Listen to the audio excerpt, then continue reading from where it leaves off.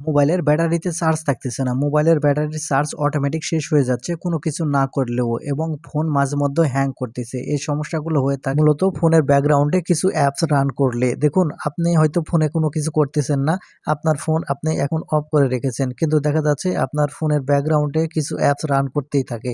আর যখন এভাবে apps run করতে থাকবে আপনার ফোনের চার্জ অটোমেটিক ফুরিয়ে যাবে এবং আপনার ফোন মাঝে মধ্যে হ্যাং করবে। তাই আপনাকে এই সমস্যার সমাধান করতে হলে অবশ্যই আপনার এই অ্যাপগুলোর ব্যাকগ্রাউন্ডে কাজ করা অফ করতে হবে। আর কিভাবে করবেন এই ভিডিওটি থেকে জানতে পারবেন। আর মূল ভিডিওতে যাওয়ার আগে ছোট্ট একটা রিকোয়েস্ট করব, শুধু ভিডিওটিতে লাইক দিয়ে ভিডিওটি শেয়ার করে রাখবেন। দেখুন আপনার ফোনের ব্যাটারিতে চার্জ থাকতেছে না, ফোন হ্যাং করতেছে। এই সমস্যার সমাধান করার জন্য সর্বপ্রথম আপনার ফোনের সেটিংস ওপেন করে নেবেন। সেটিংস ওপেন করে নিলে এরকম ইন্টারফেসে নিয়ে আসবে। এখন এখান থেকে আপনি যে কাজটি করবেন, এখান থেকে অ্যাপ অ্যান্ড নোটিফিকেশন অপশন দেখতে পাবেন। এখন এখান থেকে অ্যাপ অ্যান্ড নোটিফিকেশন এই অপশনটি ওপেন করলে এখানে আপনারা সি অল অ্যাপস দেখতে পাবেন।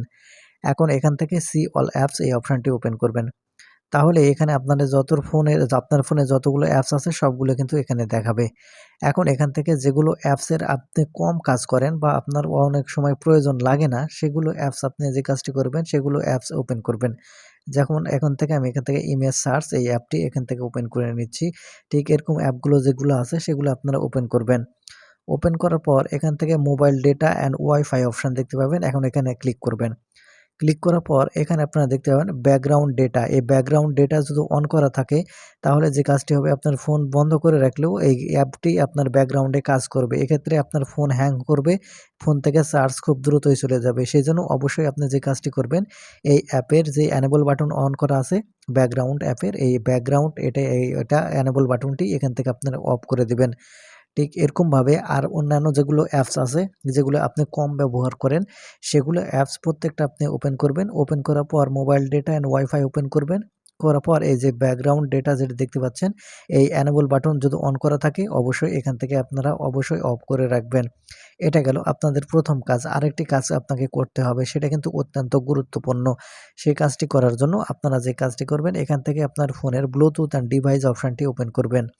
এখন যখন এখান থেকে ব্লুটুথ অ্যান্ড ডিভাইস এই অপশনটা ওপেন করবেন, একটু নিচের দিকে যদি চলে আসেন তাহলে এখানে আপনারা পেইন্টিং সার্ভিস দেখতে পাবেন। এখন এখান থেকে আপনি পেইন্টিং এই অপশনটি ওপেন করবেন। ওপেন করলে এখানে ডিফল্ট পেইন্টিং সার্ভিস অপশনটি ওপেন করবেন। ওপেন করলে দেখবেন এখানে দেখতে পাচ্ছেন আপনার পেইন্টিং সার্ভিস অটো কিন্তু এভাবে রান করতে থাকবে। আর যখন রান করবে আপনার ফোন থেকে অটোমেটিক চার্জ ফুরাবে এবং আপনার ফোন মাঝে মধ্যে হ্যাং করবে। সেজন্য অবশ্যই উপর থেকে যে এনেবল বাটন এটা আছে, আপনি জাস্ট এই এনেবল বাটনটি এখান থেকে আপনারা অফ করে রাখবেন। তাহলে আপনার ফোন থেকে খুব চার্জ খুব দ্রুত শেষ হবে না। এমনকি আপনার ফোন মাঝে মধ্যে যে হ্যাং করতেছিল সেটাও করবে না। তো বন্ধুরা, এই ছিল আজকের ভিডিওটি। ধন্যবাদ।